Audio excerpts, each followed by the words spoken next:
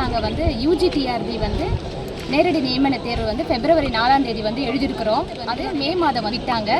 மே எண்டில் June first வீக்லேயே வந்து CV வந்து முடிச்சுட்டாங்க. எங்களுக்கு தெரிவு பட்டியல் செலெக்ஷன் பட்டியல் வந்து விட்டு கடந்த 6 மாத காலமாக ஆகுது. ஆனால் அதுக்கான வந்து பணி நியமன ஆணை வந்து இன்னும் யாரும் வந்து கொடுக்கல.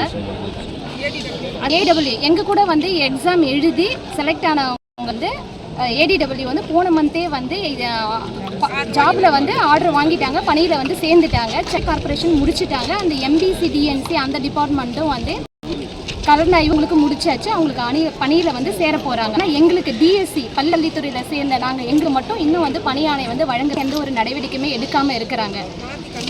அதனால் எங்களுக்கு பின்னாடி வந்து செலக்ட் ஆனவங்க வேறு டிபார்ட்மெண்ட்லாம் முடிச்சுட்டாங்க. ஆனால் எங்களுக்கு பள்ளிக்கல்வித்துறையில் மட்டுமே முடிக்கல. ஆனால் பள்ளிக்கல்வித்துறையில் தான் எப்பவுமே வந்து சிறப்பாக சிறந்து விரைவாக செயல்பட வேண்டிய டிபார்ட்மெண்ட்டே வந்து இன்னும் வந்து செயல்படாமல் இருக்குது. அதனால் வந்து பணி நியமனம் வந்து சீக்கிரமாக பணியை வழங்கணும் அப்படின்றதுக்காக நாங்கள் வந்து இப்போ கலெக்டர்கிட்ட வந்து மனு கொடுக்கறதுக்காக வந்திருக்கோங்க சார். இது மூலயமா சீக்கிரமாக எங்களுக்கு வந்து பணியாணை வந்து வழங்கணும் கேட்டிருக்கோம். ஏன்னா